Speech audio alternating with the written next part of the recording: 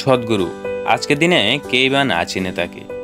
চিন্তা, চেতনা, ধ্যান ধারণা ও ব্যক্তিত্বে কোটি মানুষের বিপদগামী জীবনকে ইতিবাচক নির্দেশনা দিয়েছেন যিনি।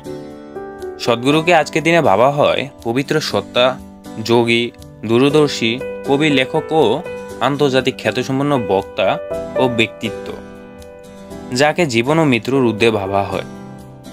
বিশ্বের প্রায় 50 জন প্রভাবশালী ব্যক্তি তালিকায় তার নাম অন্তর্ভুক্ত করা হয়।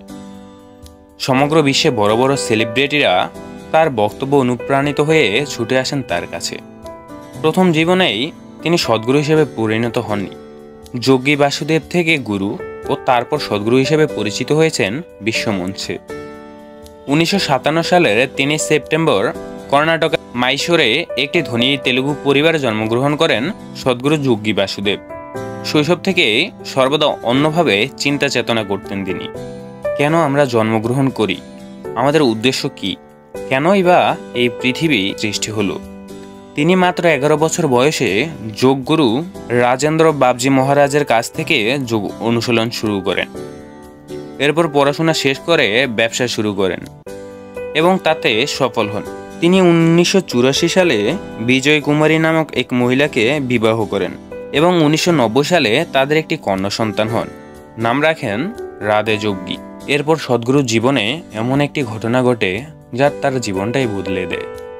সদ্গুরু যখন 25 বছর বয়সের যুবক ছিলেন, তখন তিনি মহীশূরের অবস্থিত চামুণ্ডী পাহাড়ে যান। সেখানে ধ্যান অনুশীলনকালে তিনি ধ্যানমগ্ন হয়ে পড়েন।